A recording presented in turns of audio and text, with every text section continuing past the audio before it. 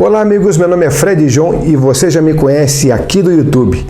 E agora a gente está juntos na Cron TV do YouTube para poder levar o programa Tocando Oculto um pouco diferente, mas com muita novidade, com muita coisa boa para vocês conhecerem aqui com a gente.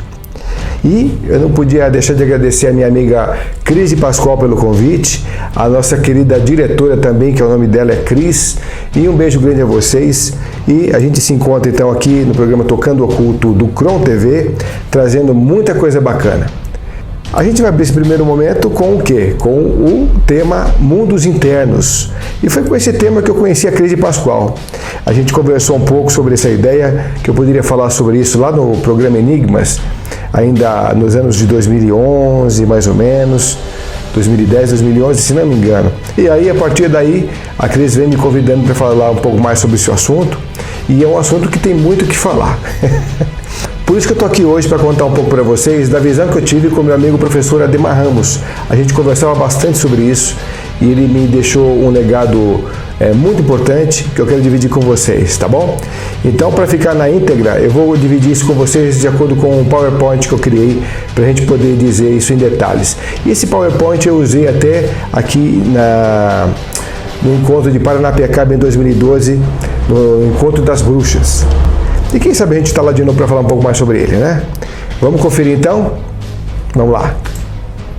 Entre todas as raças da humanidade, desde o alvorecer dos tempos, existe a tradição de uma terra sagrada ou paraíso terrestre, onde os mais elevados ideais da humanidade são realidades vivas. Este conceito é encontrado nos escritos mais antigos e nas tradições dos povos da Europa, da Ásia Menor, China, Índia, Egito e Américas também. Na Grécia Antiga temos o Monte Olimpo e de Campos Elíseos. Nos tempos védicos primitivos, Rotnasanu, que é o pico da pedra preciosa, Hermadre, que é a montanha de ouro, e Monte Meru, que é o lar dos deuses do Olimpo e dos hindus também. Era a terra de Amente do livro sagrado dos mortos dos antigos egípcios. Era a cidade das 7 pétalas de Vishnu e a cidade dos 7 reis de Edom, ou Éden, da tradição judaica. Em toda a Ásia Menor, não somente no passado, mas também hoje, acredita-se na existência de uma cidade de mistério, cheia de maravilhas, que é conhecida como Shambhala, onde fica o templo dos deuses e também o Erdame dos tibetanos e mongóis. Os persas a denominam Alberdi ou Ariana, os hebreus a chamam de Canaã e os mexicanos de Tula ou Tolã, enquanto os astecas chamavam de Mayapã, os conquistadores espanhóis de Eldorado. Os aborígenes que a chamavam de Manoa ou cidade cujo rei se veste com roupas de ouro. Para os celtas, esta terra sagrada era conhecida como Terra dos Mistérios, Duat ou Dananda. Uma tradição chinesa fala de uma terra de Shivin, ou cidade das 12 serpentes. Na Idade Média, referiam-se a ela como Ilha de Avalon, onde os cavaleiros da Távola Redonda, sob a liderança do rei Arthur e sob a orientação do mago Merlin, iam em busca do Graal Sagrado, o símbolo da obediência, da justiça e da imortalidade. Esta terra é o Alala, dos alemães, o Monte Salvar, dos Cavaleiros do Graal Sagrado, a Utopia, de Thomas More, a Cidade do Sol, de Campanella, a Shangri-La, do Tibete, e Agartha, do mundo budista. E falando de Agartha, a gente vai trazer para vocês um pouquinho do que é Agartha pela visão teosófica, e também, logo mais, a gente vai ter todo a explanação dos 4 mundos, que é Shambhala, Agartha, Duat e Badagas, ok? Então, lembrando um pouquinho de Agartha agora, que é o mundo subterrâneo, onde a palavra Agartha é de origem budista. As tradições budistas estabelecem que Agartha foi colonizada pela primeira vez há milhares de anos, quando um santo homem conduziu uma tribo que desapareceu sobre a terra. Não há velhice e nem morte por lá. Os mais velhos têm aparência de 30 anos de idade e não ficam doentes. Os sexos vivem separados em Agartha e não existe casamento. Cada um é livre e é independente, e um sexo não depende do outro para seu suporte econômico. A reprodução é por partenogênese e as crianças nascidas de mãe virgem são todas do sexo feminino. A sociedade é matriarcal, onde o sexo é normal, perfeito, superior e divino. Crianças são criadas coletivamente por professores especiais e não por famílias. São sustentadas pela comunidade, bem como suas mães.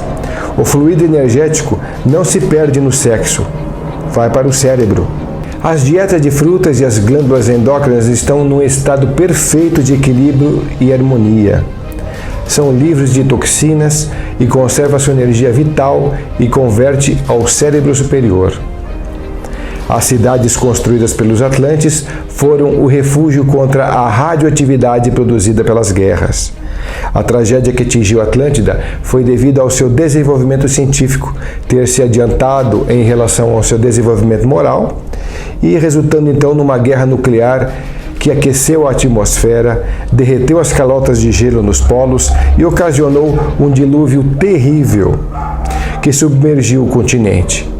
Um grupo de sobreviventes conduzido por Noé se refugiou nos planaltos do Brasil, então era uma colônia atlante por aqui, onde construíram cidades subterrâneas interligadas por túneis até a superfície para evitar a destruição pela precipitação radioativa e também pelas inundações.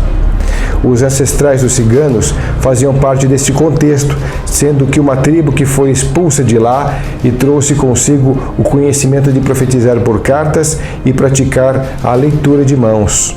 No livro de Júlio Verne, Uma Viagem ao Centro da Terra, ele descreve as aventuras de um grupo de exploradores que entraram pela cratera de um vulcão e depois de viajar alguns meses, chegaram finalmente ao centro oco da Terra. Um mundo novo, com o seu próprio sol a iluminá-lo, com oceanos, terras e mesmo cidades de origem atlante. Verne acreditou que, antes da destruição de Atlântida, alguns dos seus habitantes escaparam e se estabeleceram em cidades subterrâneas no centro oco da Terra.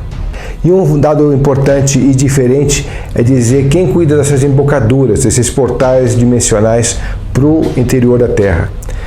A entrada das cavernas são guardadas pelos índios chavantes e morcegos. A pele é escura e são de pequeno porte, mas de grande força física. O olfato é mais desenvolvido do que o dos melhores cães de caça. Mesmo se eles o aprovem e lhe deixem entrar nas cavernas, não podem permitir que aqueles que entram possam sair. Vivem em cavernas e saem à noite para a floresta circunvizinha, mas não têm contato com os moradores de baixo, habitando uma cidade subterrânea na qual formam uma comunidade autossuficiente com uma população considerável. E de acordo com o livro Terra Oca de Raymond Bernardi, eu enumerei aqui alguns tópicos importantes dentro do livro que vale a pena a gente mencionar aqui. Primeiro, não há realmente Polo Norte ou Sul no lugar onde é suposto que existem. Há realmente grandes aberturas para o interior oco da Terra. 2. Os discos voadores vêm do interior oco da Terra através de aberturas polares. 3. O interior oco da Terra, aquecido pelo Sol central, que é a fonte da aurora boreal, tem um clima subtropical ideal, com temperaturas que geram em torno de 25 graus. Portanto, uma temperatura que nem fria nem quente, é ideal. Os exploradores árticos acharam que a temperatura se elevava quando iam muito ao norte. Encontraram mais mares abertos e animais viajando para o norte. No inverno, em busca de comida e calor, quando deviam ter seguido para o sul, verificaram que a agulha da bússola tomava posição vertical, em vez de ficar na horizontal, e tornava-se extremamente errática. Viram pássaros tropicais e mais vida animal quando foram mais para o norte. Viram borboletas, mosquitos e outros insetos no extremo norte, os quais não são encontrados até que se esteja bem ao sul. No Alasca e no Canadá, encontraram neve colorida por pólen de cor hipó-preto, que se tornava pior quando mais ao norte seguiam. A única explicação é que este pó vinha dos vulcões ativos na abertura polar. A gente tem aí o mapa de Agartha, né? como as definições de locais, de localizações, as aberturas dos polos, como vocês estão vendo aí, o Polo Norte e o Polo Sul, e o Sol Central colocado bem ao centro ali, como a gente está vendo na foto. Então, e muitos defendem a ideia de que a Atlântida não foi um continente apenas. Na verdade, essa ideia era de que a Atlântida era uma era como um todo, assim como um dia da criação. Na teosofia, a gente acredita que a primeira raça mãe foi a raça bórea, depois a gente teve a raça hiperbórea, na sequência a lemuriana, depois a raça Atlante e depois a raça ariana, que é a atual nossa aqui. Aí depois a gente vai ter mais outras duas raças que a gente ainda está caminhando e planejando para seguirmos por ela. E cada raça tem uma composição de 7 sub-raças, depois 7 ramos e por aí vai. É um outro tema esse daí para a gente abordar lá na frente. Mas o que importa é a gente poder definir um pouco mais o conceito de Atlântida, para quem ainda tem algumas dúvidas a esse respeito. Gardner escreveu: é muito possível que os esquimós não sejam descendentes de qualquer das tribos expulsas da China, como isso poderia ser insinuado, mas que os chineses, assim como os esquimós, vieram originalmente do interior da Terra. Olha que curioso, pessoal. 5. Há uma grande população habitando a superfície côncava, internada da crosta da Terra, constituindo uma civilização muito mais avançada do que a nossa nas suas conquistas científicas. Uma população provavelmente descendente da dos continentes submersos da Lemúria e da Atlântida. Os discos voadores são apenas uma de suas muitas conquistas. Seria vantajoso para nós contatar esses irmãos mais velhos da espécie humana, deles aprendendo e aceitando conselhos e ajuda. 6. A existência de uma abertura polar e de uma terra além dos polos são provavelmente conhecidos pela Marinha dos Estados Unidos, a qual pertencia o almirante Byrd, quando fez os seus 2 voos históricos, que são possivelmente um segredo internacional dos mais importantes. É uma expedição realizada em 1956 aos polos Sul e Norte. O livro do Raimundo Bernardi, Terra Oca, define bem essa trajetória, esse voo, essas pesquisas, então eu convido vocês a conhecerem, que vale a pena. Uma curiosidade interessante é que os nazistas, após o término da Segunda Guerra Mundial, em um grande número de dirigentes nazistas teria se refugiado em uma cidade subterrânea construída na entrada do Polo Sul, na Antártica, para o interior oco da Terra. O nome dessa cidade seria Neuschelbeland. Nessa cidade estariam estacionados discos voadores, os UFOs, os OVNIs. Tudo o que existe fisicamente em nossa percepção fazem parte dos mundos físicos e exteriores. E toda a obra do Rei do Mundo do planeta, dos mundos intraterrenos espirituais, se faz acontecer na face da Terra nas dimensões física, vital, astral e mental. O GOM, que é o governo oculto do mundo, é um congregado de Shambhala, Agartha, Duat e Badagas. Para quem quer entender um pouco melhor o que significa a palavra GOM, 3 é o número do equilíbrio. Tudo tem de ser 3. Pai, mãe, filho, macho, fêmea, filhote, cabeça, tronco, membros, braço, antebraço, mão, espírito, alma, corpo, sistema respiratório, circulatório, digestivo. Somos trinos porque Deus é trino em todas as religiões. Por exemplo, Pai, Espírito Santo e Filho no católico. Ele é Rei, Rainha e Valete no cigano. Ele é Osíris, Ísis e Horus no egípcio. Por aí vai. E a trindade espiritual que comanda a trindade material é Agartha, Duat e Badagas. E acima do ser humano é a transição, o vital, o astral e o mental. Então temos se a gente imaginar que tudo é um corpo só, tem essa definição que eu acabei de falar para vocês aqui dentro dessa ótica que o professor tinha colocado. Então temos para dentro da Terra os 4 mundos que eu falei, Começando com Shambhala, Agartha, Duat e Badagas. Depois temos a Terra, temos o ser humano e depois os mundos físicos, que são os extrafísicos na sequência.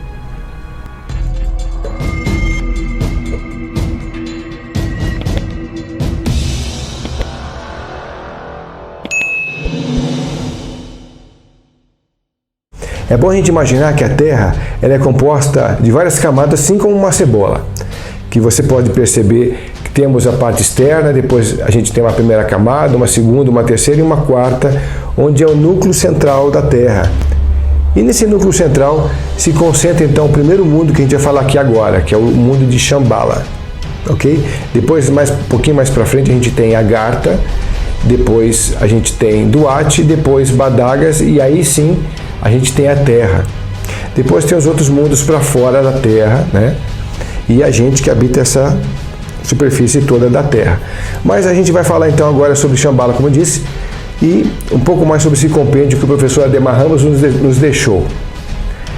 Bom lembrar também que o professor fez parte da Sociedade Brasileira de Obiose e também estudou muito sobre a visão de Blavatsky. Então, tudo isso foi baseado na teosofia que eu estou trazendo para vocês, ok? E ele sempre falava que tudo o que aconteceu veio do Sol, né? Então, os planetas vieram do Sol, o nosso planeta veio do Sol e nós viemos também do Sol. Então, a gente tem uma chama crística, que nós temos um Sol interno, assim como o nosso planeta também tem um Sol interno. E a gente vai trazer um pouco mais desse Sol, que é a forma inteligente de luz que habita o interior da Terra. E a gente chama isso de Shambhala. Então, Shambhala tem uma característica de ser um impulso espiritual. É um mundo espiritual onde o nada se faz tudo, o tudo que se faz nada ao mesmo tempo. Todo o pulsar do destruir e construir está caracterizado neste mundo. É uma luz inteligente que é responsável por tudo o que existe. É uma eterna possibilidade de vir a ser. Todo o comando dos reinos evolutivos é comandado pela luz primordial que veio do Sol.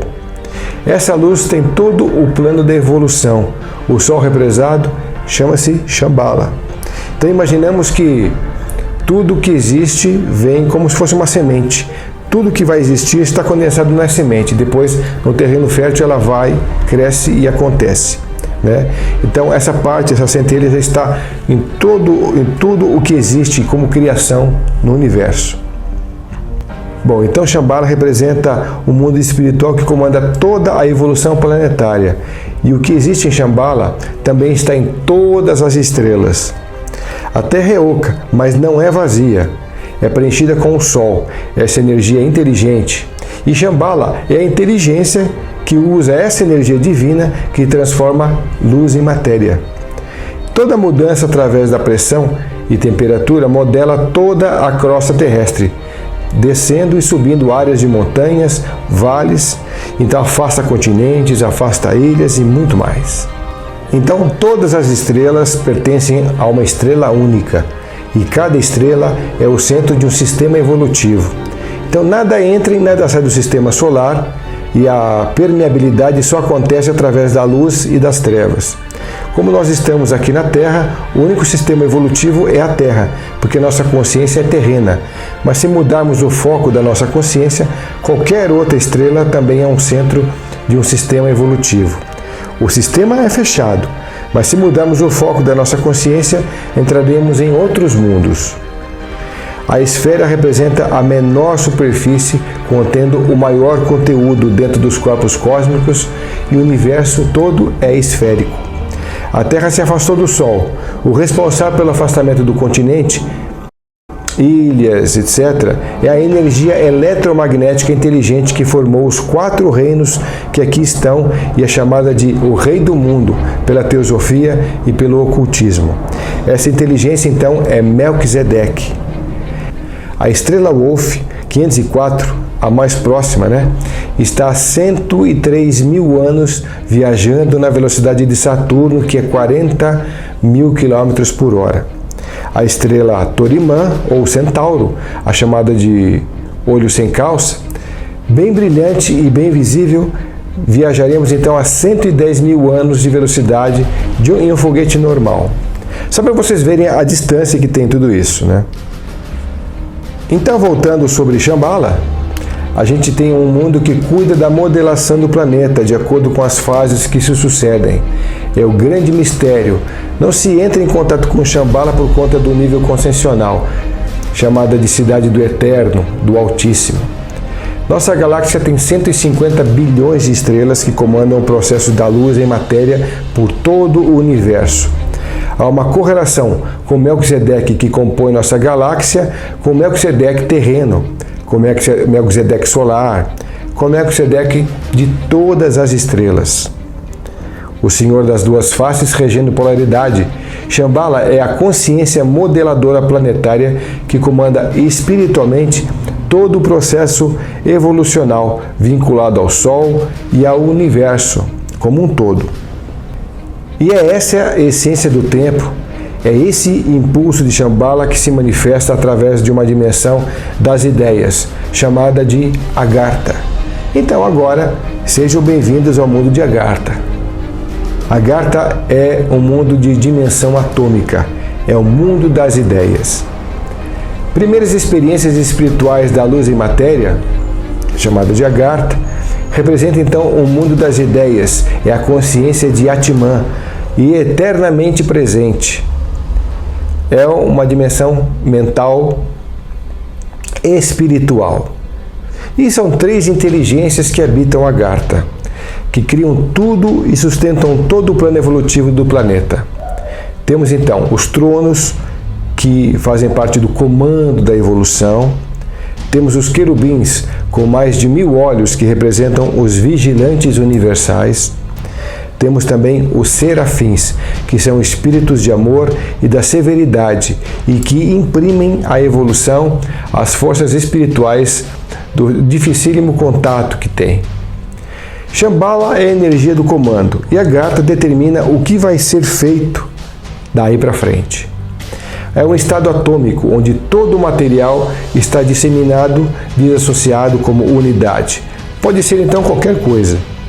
É o mundo das ideias, da vibração, e Agartha então é Atman, é a consciência desperta 24 horas por dia. É o eterno presente e tem todo o histórico do passado, presente e futuro nele concentrado. Presente é chamado de eternidade pelo ocultismo. Todas as ideias são em maior número do que são realizadas. Tudo que existe saiu de Agartha, do que o homem vai ser no futuro, os animais, etc. Atman é a continuidade de consciência. É aquilo que, quando ouço algo, eu jamais o esqueço. Ao ver algo, jamais vou esquecer. Tudo que você sente, pensa e vê está permanentemente presente. É uma consciência integral. Nunca mais se esquece nada vivenciado. Muitos seres de luz são associados e conectados nas consciências de Agartha, mas não fisicamente. Tudo que hoje existe veio da luz, e a inteligência dentro da luz permite as ideias de criação. Todo o nosso contexto evolucional, tudo o que existe foi idealizado em Agartha para entrar lá e, através da percepção completa por Atman, que é a vibração, no ponto então energético em cima da cabeça, no coronal, que é a coroa de Buda, coroa de 1000 pétalas. A figura que expressa Agartha é Melquisedeque e se subdivide em uma relação setenária, e pelo processo tulcuístico, que é a expansão setenária da mônada, a mônada é a unidade de consciência evolutiva, temos então os seres Moria, Hilarião, Dioncourt, Veneziano, Kuthumi, Serapis Bey e Germano. Então São Germano, em contato na Terra, é um ser diluidíssimo, porque é impossível a gente conseguir suportar uma intensidade energética consciencial de um ser com todo o seu poder agregado. Então ele vem muito diluído para que a gente possa conseguir entender um pouco melhor e suportar essa energia vibracional. Todo o material que existe em Agartha é a luz, que pode ser qualquer coisa. Um vírus, seres, coisas. A luz em qualquer ponto da galáxia, no Sol, dentro da Terra, e até aquela que preencheu as trevas, e a inteligência então é chamada de inteligência agartina. A luz sempre representou a grande divindade de vários povos. Deus como matéria é luz, e como consciência é a inteligência que está dentro da luz. Representa a primeira dimensão dos mundos das possibilidades. Não existe diferença entre luz e matéria em condições diferenciadas na manifestação. A Terra ainda está grávida do Sol e essa luz ainda vai se transformar em matéria e já está trabalhando há 1.955.884.822 anos. No calendário teosófico, Atlante e Assuramaya. E o calendário completo então tem 4.320.000.000 de anos. Isso acaba então quando a luz interna se transformar em matéria, esgotando suas criações, e o ciclo então se fecha, pessoal. Aí a Terra volta para o Sol, voltando para a luz. E como se dá esse processo? A Lua impacta com a Terra e é chupada para o Sol, juntamente com todo o sistema solar. E como ela vai toda a experiência de tudo que aqui viveu, elas são registradas como consciência dentro da luz e o Sol apaga por 4.320.000.000 de anos. Então vivenciando um sono chamado estado paranishipânico e reacendendo novamente por mais 4.320.000.000 de anos. E ela volta na dimensão etérica. E a Terra volta então com o nome de Vênus. E aí então vamos ter um reino chamado de reino angélico. E o ciclo continua. Depois o Sol recolhe tudo novamente e fica mais 4.320.000.000 de anos apagado. Depois ascendendo novamente para o processo onde a Terra se chamará Mercúrio. E teremos então 6 reinos: o mineral, o vegetal, o animal, o hominal, angélico e os semideuses. O processo finalizado continua com o Sol apagado novamente por mais 4.320.000.000 de anos e voltando agora com mais um reino, o reino dos deuses, no processo de Júpiter, na dimensão mental. Aí o Sol descansa por mais 4.320.000.000 de anos e o processo ascende em processo evolutivo. Bom, então aí a gente teria uma finalização do processo das 7 raças, como a gente já viu que a gente enumerou no comecinho no programa anterior. E como acontece então essa história em Agartha? Todas as ideias que vingarem saem de Agartha e vão para Duat. E aí o tempo em Agartha são 24 horas de luz.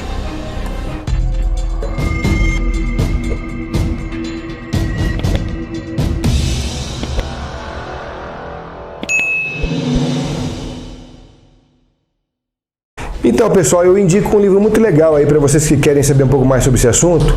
Esse livro que está aparecendo aí para vocês na tela, ó, chamado Missão da Índia na Europa. É o livro do Yves Saint Alveidre. Na verdade, ele acabou destruindo todos os exemplares que ele mesmo editou, mas salvou uma cópia que é essa que a gente está vendo agora aí, que foi colocada, foi editada e conta muito sobre os mundos intraterrenos. Então essa é uma boa literatura para vocês acompanharem, né? Um pouco do Terra Oca, do Raymond Bernard, como eu falei também anteriormente, é legal, é uma boa referência. E agora então vamos fazer um pouco a leitura sobre o mundo interno de Duat. Vamos conhecer um pouco o que é o mundo de Duat. Duat é o mundo dos registros. Tem uma dimensão astral e espiritual, é o mundo sensório, o mundo dos registros, que representa o mundo arquivo da evolução. Quem são as inteligências do mundo de Duat? A gente tem os exuviais ou virtudes, que imprimem as experiências de formas na natureza. Que formas são essas? As formas minerais, vegetais, animais e hominais. Os dinameis ou potestades imprimem o movimento, que são os batimentos cardíacos, a respiração, o movimento da terra e de toda a natureza. A gente também tem os quirotetes ou dominações, que são os espíritos, que são as forças das sabedorias atuando no planeta. A consciência búdica é uma consciência da intuição. Através das profecias, esse mundo a gente considera como um mundo subatômico. O professor Ademar Ramos colocava um exemplo bem interessante. Ele falava que é como se tivéssemos um videocassete e uma fita onde todo o arquivo do que existe na Terra está lá impresso na fita. E você acessa esse conteúdo através, se você vai para frente ou vai para trás naquele conteúdo, você vai acessando todo o registro que já existiu e existirá na Terra dentro do mundo de Duat. Então é um mundo registro, onde a gente tem bibliotecas fantásticas com todo o conhecimento já existente na Terra e até o que tem fora da Terra também. Então está tudo impresso lá em Duat. Então, só recapitulando, temos todo o passado a ser acessado, o presente dinâmico que é a transformação do futuro em passado e também o futuro que ainda não aconteceu. Todos os movimentos que a Terra vivenciou nesses 1.955.884.830 anos estão registrados neste mundo, nesse arquivo do tempo do Atino. Na tradição iniciática é conhecida como o registro akáshico, que é o registro espiritual. A ferramenta para esse acesso é Budi, ou intuição, que acontece como se vê. Contém todos os registros do passado e do futuro. Você também tem esse histórico do Atino, de todo esse processo evolutivo, contido no seu ponto Bindu, que é um ponto pequenininho, brilhante como o sol, do tamanho da ponta de um alfinete, localizado na ponta do coração. Portanto, todo o contexto do que você foi e ainda será está registrado aí.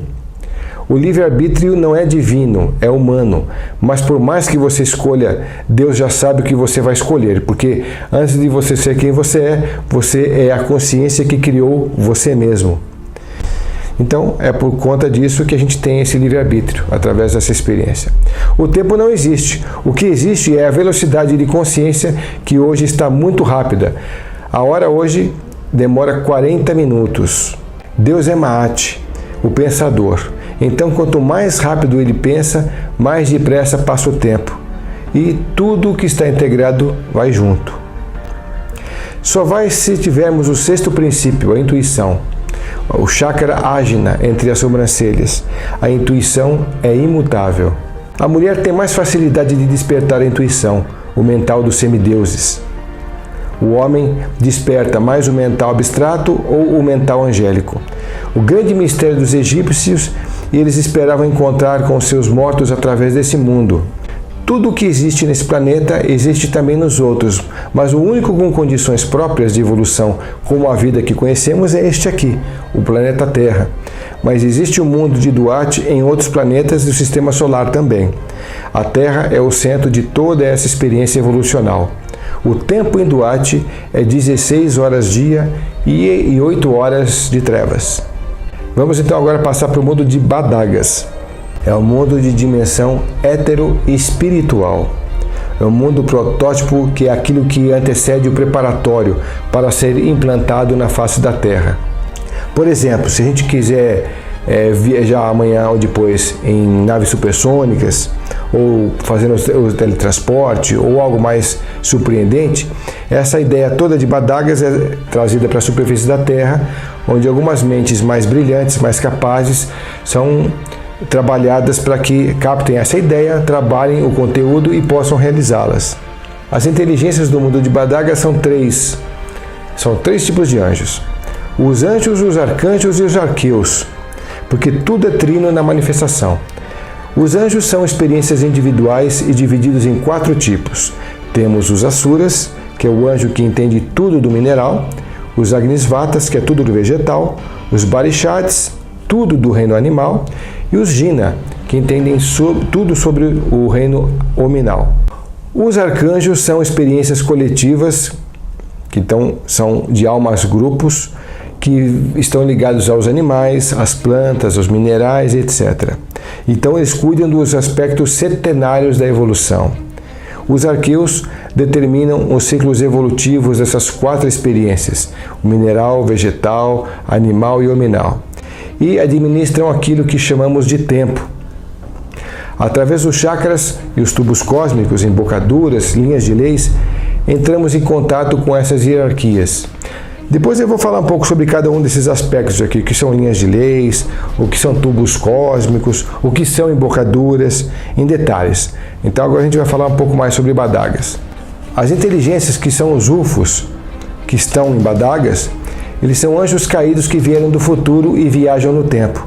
Usam o ser humano através de abduções e incorporações por um processo chamado avatarização tucuística e entram dentro dos corpos. Como é o caso dos anjos que se fizeram homens como Krishna, Cristo, Buda, Zoroastro e outros mais. E os Greys e os Saganes são seres artificiais, com tecnologia angélica, usando fisicamente para missões especiais. São criados na dimensão heterofísica, mas se densificam e se tornam físicos, e também têm uma duração específica. Badagas antecede o mundo físico, e para entrar tem de se ter o mental superior, o arrúpico, o abstrato ou o angélico. Anjos são inteligências e, para serem estudadas, trabalhadas e utilizadas no contexto evolutivo, assumem formas. Então, os seres de Badaga, por exemplo, Cristo, Buda, têm consciência agartina. Eles estão lá em Badagas, mas a consciência é de Agartha. E como temos o mental concreto, precisamos de 3 outras dimensões: espaço, largura e altura. Podemos compreender esse contexto desta forma. Quando surgiu a TV, foi simultaneamente na Rússia e nos Estados Unidos. Os badaquianos, por exemplo, como Henry Ford, Isaac Newton, Santos Dumont, etc., foram os grandes inventores. Assim como eu falei, as ideias saem de Badagas, eles captam isso na dimensão etérea e trazem isso para a realidade terrena. Entrando em Badagas, veremos as novas raças, novas tecnologias, novos seres, novas artes, novas cidades, novas configurações, novas genéticas, novas religiões. A vantagem de poder acessar esse registro é ser o facilitador do desenvolvimento geral da humanidade e, captando o seu conhecimento, pode-se implantar para a face da Terra toda essa capacidade.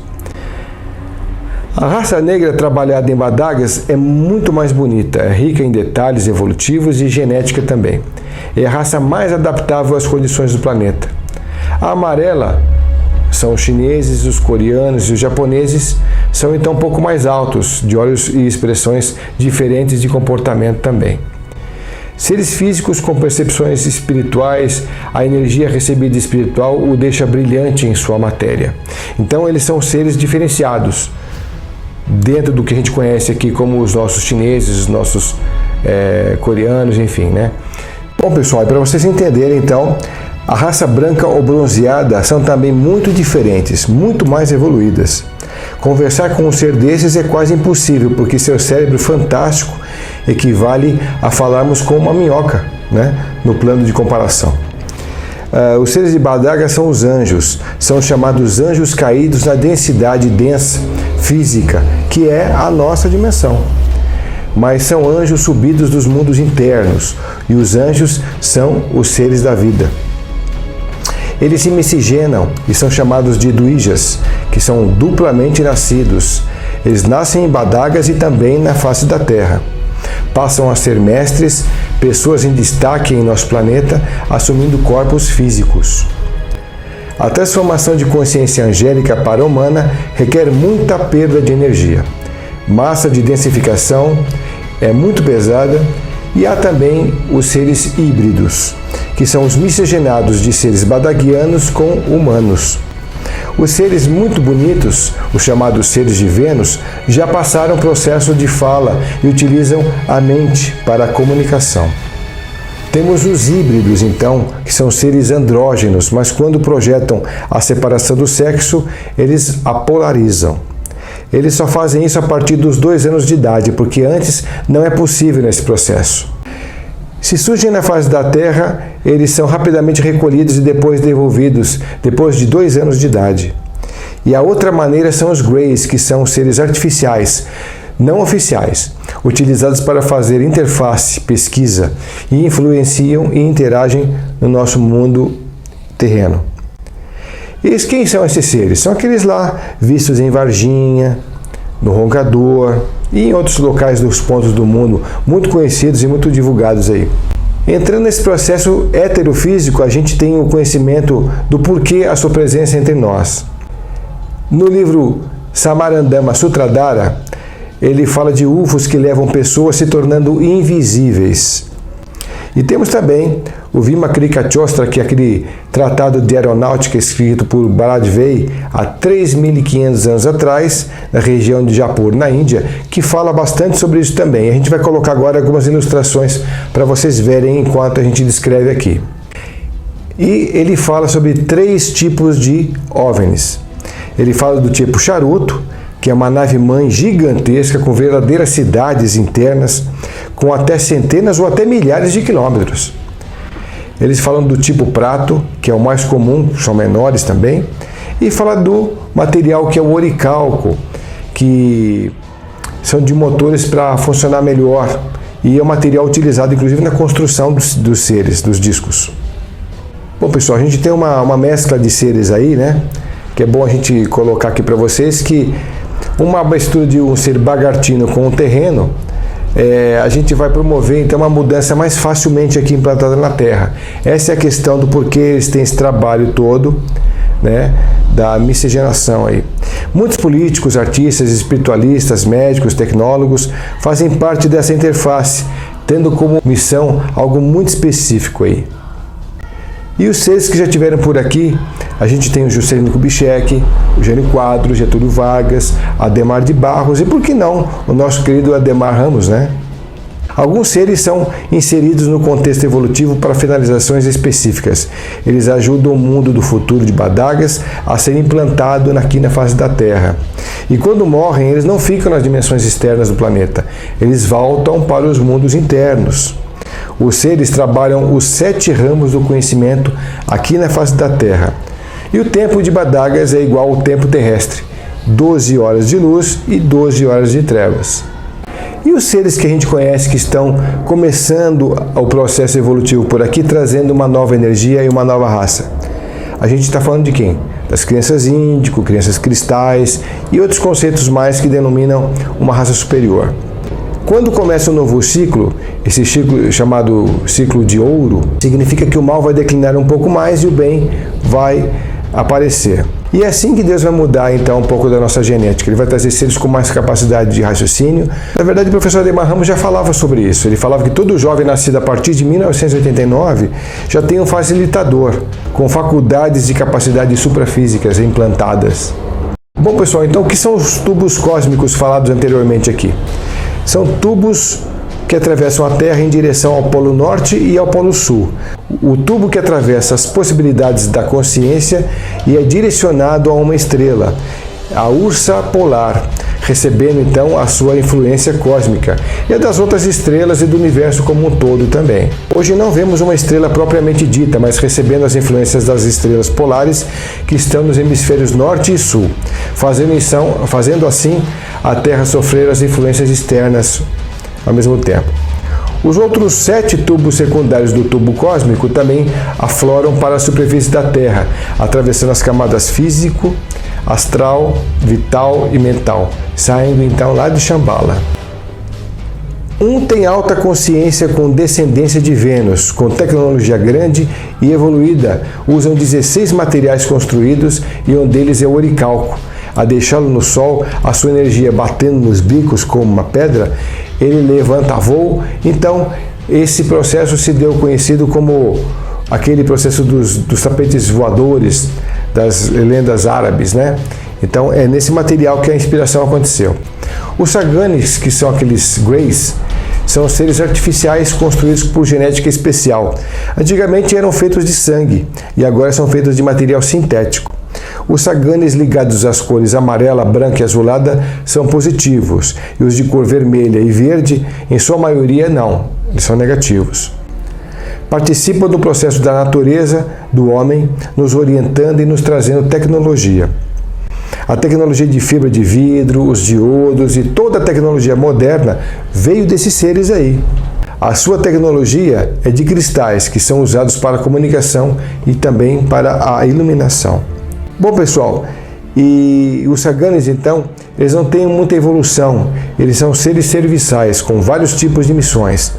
E são esses que os homens mais têm contato aqui na superfície da Terra. Os mais evoluídos mudam seu estado vibracional, aparecendo e desaparecendo com inteligência muito grande. Bom pessoal, e os seres de Badagas têm uma característica um pouco diferenciada. São aqueles seres de 2 metros, 2,10 metros, tem de todas as raças. Temos o mulato, que é muito bonito, o loiro, o branco, que parece neve, e os vermelhos representando várias categorias de seres evoluídos, com traços mais delineados que os nossos e mais bonitos também. Bom, pessoal, e temos uma característica muito interessante aqui que a gente vai fazer uma menção agora ao Triângulo das Bermudas. Tem até um livro do Charles Berlitz, que é O Mistério do Triângulo das Bermudas, que vale a pena vocês lerem. E quem leu já vai poder conferir um pouco do que tem lá a respeito daquelas aparições, aliás, dos aviões, dos barcos, dos transatlânticos que apareceram e desapareceram, e as pessoas, os tripulantes também, que ao mesmo tempo que andavam na sociedade, tinha essa coisa de desaparecer e aparecer, desaparecer e aparecer, que é bem interessante, está descrito no livro, inclusive. O Triângulo das Bermudas é o seguinte: quem entrar nesse ponto de espaço-tempo, some. Então temos os aviões, os navios e as pessoas que sumiram ao longo de décadas. Abaixo do Triângulo das Bermudas, tivemos uma região onde teve uma evolução atlântica muito importante. E são as ilhas Daita e Routa, com alta tecnologia, mexendo com forças telúricas, que são as forças da natureza, e também com os vimanas da época, que criavam um fenômeno de deslocamento em alta velocidade. E as experiências contadas então no livro Samarangana Sutradhara revela bem essa questão. Eles foram movidos por ar e no interior é colocado um motor de mercúrio com um aparelho de aquecimento de ferro por baixo. Por meio de potência latente no mercúrio, define então o turbilhão da condução em movimento. Quando se tiver sido aquecido pelo fogo controlado a partir dos recipientes de ferro, um poder trovão é desenvolvido através de mercúrio. Se o motor de ferro, com as juntas devidamente empunhadas, ser preenchido com mercúrio e fogo realizado na parte superior, desenvolve então o poder com o rugido do leão. Dentro dele, do Vimana, deve-se colocar um motor de mercúrio com o seu aparato para aquecimento de ferro abaixo.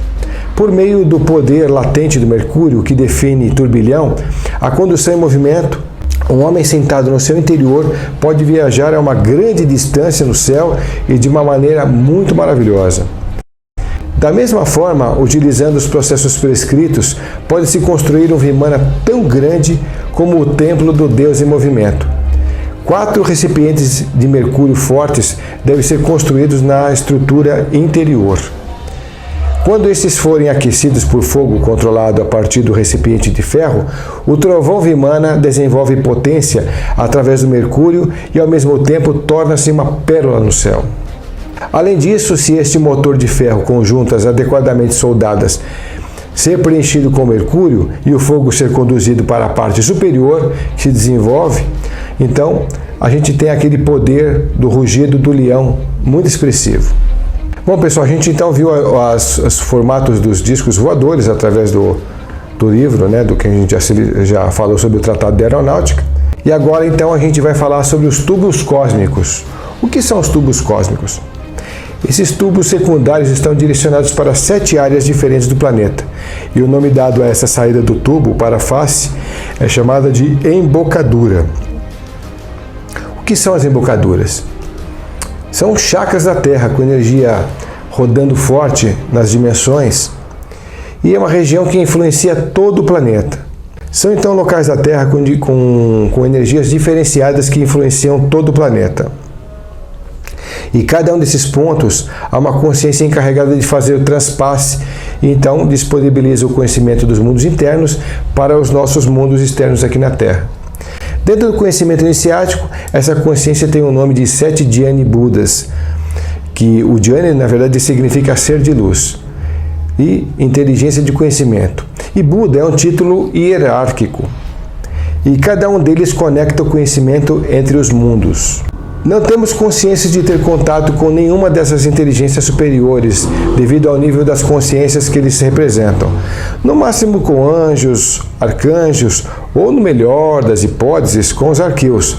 Portanto, apenas no mundo de Badagas a gente vai reconhecê-los. Nós conseguimos nos conectar com Dhyani Budas, mesmo estando afastado das embocaduras fixas, através das práticas das meditações, através do pensamento que permeiam o mundo mental, que também recebem a influência dos mundos internos, e também pela influência dos Dhyani Jivas. Mas é claro que no próprio local das embocaduras, o contato é muito mais intenso. Os Dhyani Jivas também são 7, também conectados com os Dhyani Budas, só que se conectam com os núcleos móveis, que aí no caso seriam embocaduras móveis, né? Sistemas conectados com os seres físicos de alto potencial com consciência espiritual, que se conecta com todos os focos da evolução. O ponto móvel que vai percorrer o planeta no itinerário de Ió, em cada época evolutiva, que leva a 7 cidades, 7 Dhyani Jivas e que representa os 7 chakras planetários, se fixa em um determinado lugar. E como o Brasil substituiu os Estados Unidos na sua missão como líder da nova era, do terceiro milênio, esse ponto móvel está no Brasil e está trimembrado em 3 sistemas. Então a gente vai falar sobre eles agora. O primeiro é o sistema do roncador da Nova Chamantina no futuro. O segundo, o comando, o sul mineiro de São Lourenço. São 7 cidades simples que têm um chakra móvel que irradia consciência da evolução dos mundos internos para os externos, com 7 cidades próximas, que são Carmo de Minas, Itanhandu, Pouso Alto, Maria da Fé, São Tomé das Letras, Aiuruoca, Conceição do Rio Verde. Abaixo desses chakras móveis temos um templo móvel também, chamado de o Templo de Caijá. Ele representa toda a influência espiritual dos mundos internos, exatamente no foco que vai comandar a evolução do futuro. Templo onde as consciências estão manifestadas com o controle do tempo, com o braço virando o ciclo dos tempos. Ele também tem 4 dimensões. Shambhala controlando os ciclos de tempo de Agartha, Duarte e Badagas, e cada nível tem sua ascensão por escadas.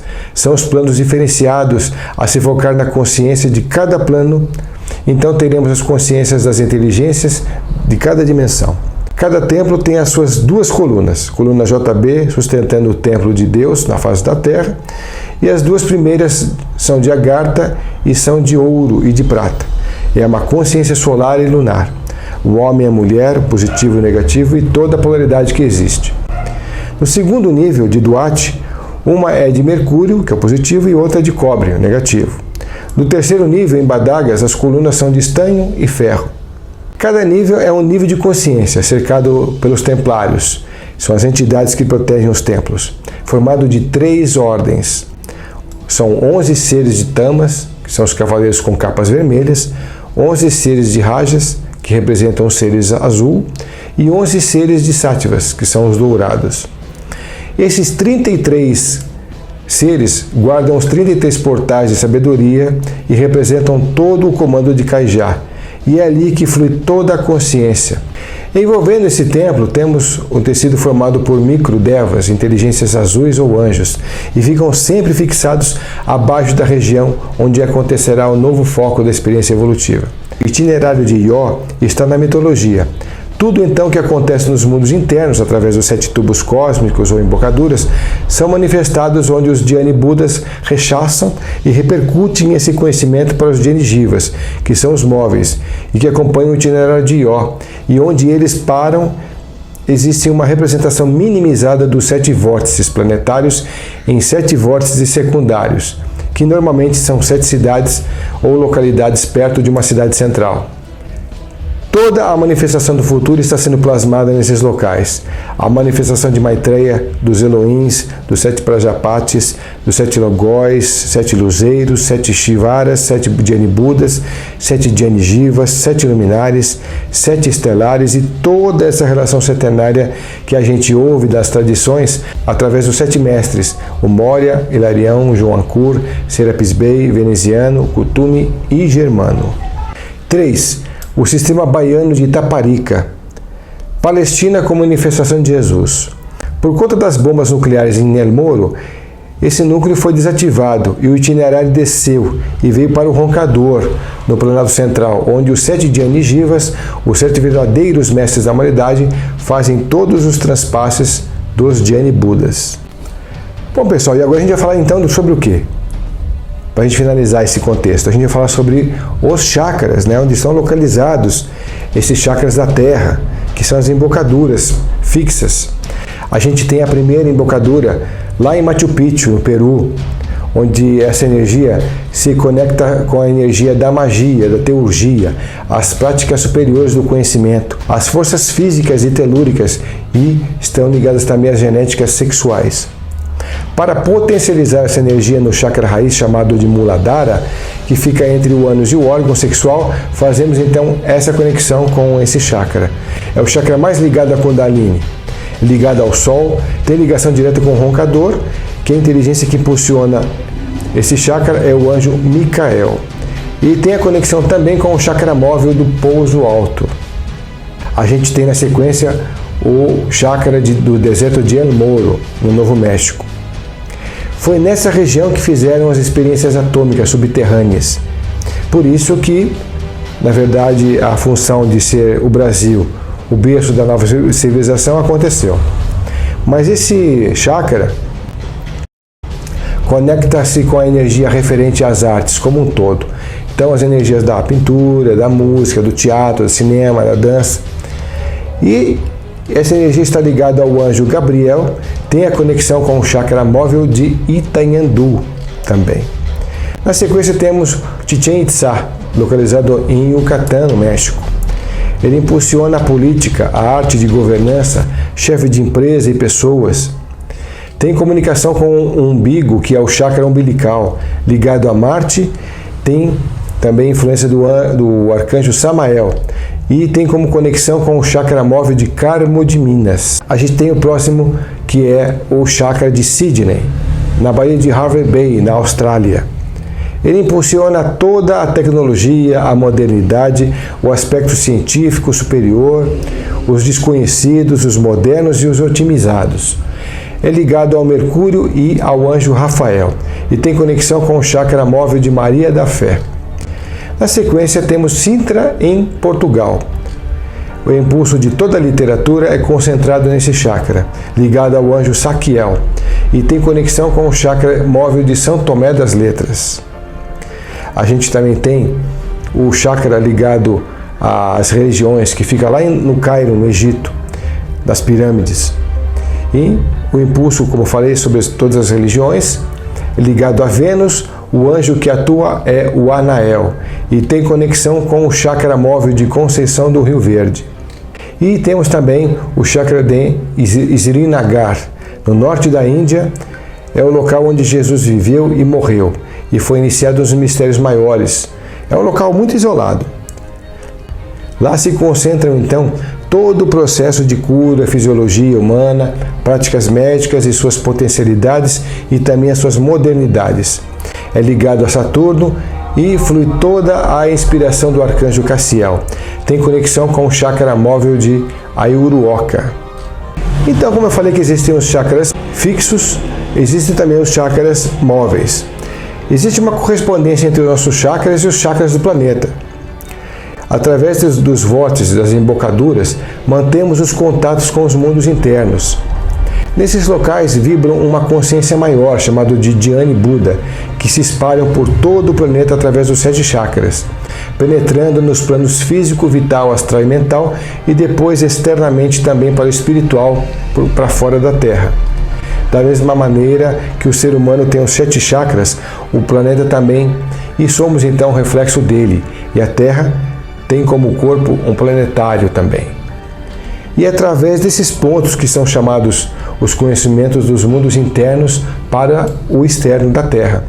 Os UFOs, então, têm mais de 100 milhões de anos de existência, de acordo com a teosofia. Os querubins de 20, 30 ou 100 olhos com 4 asas, e a sua face muda constantemente, para hora mineral, hora vegetal, hora animal.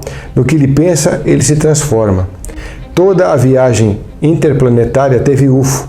Eles respeitam o livre-arbítrio e não interferem, a não ser que corra o risco de destruir o planeta. Como é o caso que já tivemos aqui, onde várias aparições aconteceram no planeta, exatamente no momento onde existiu um perigo nuclear em iminência.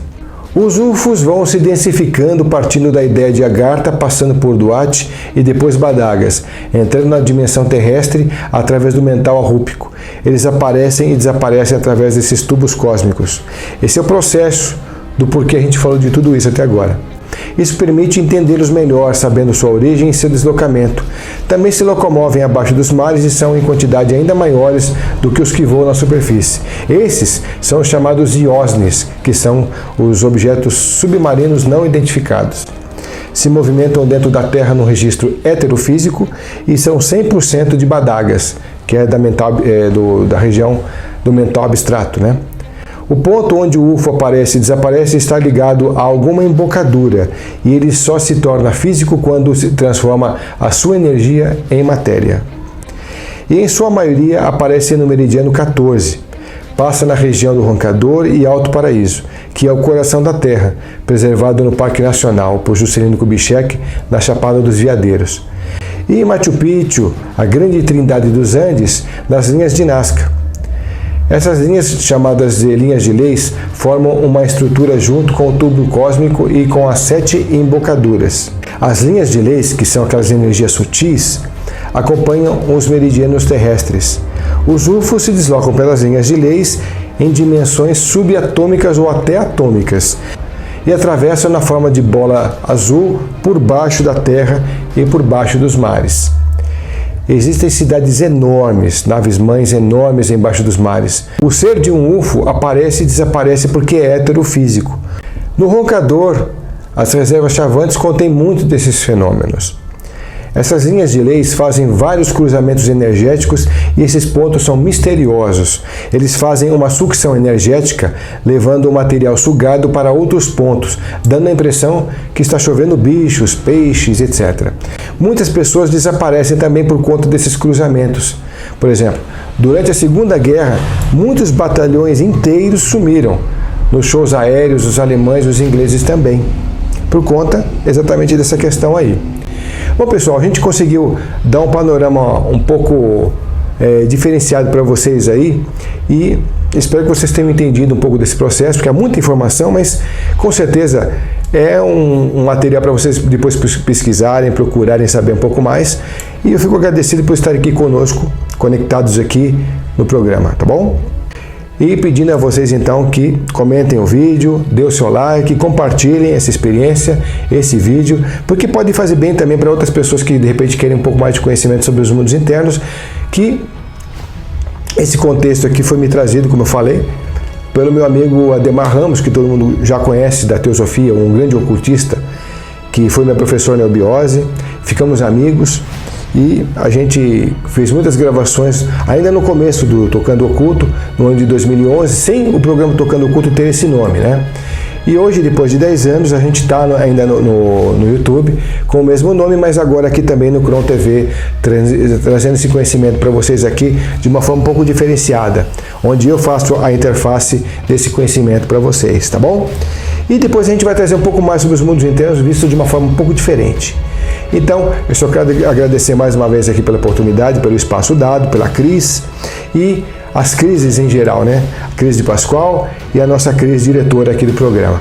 Gente, um grande beijo a vocês aqui da direção e a vocês que estão em casa compartilhando essa ideia e dessa energia. Gente, obrigado e até o próximo programa. Valeu!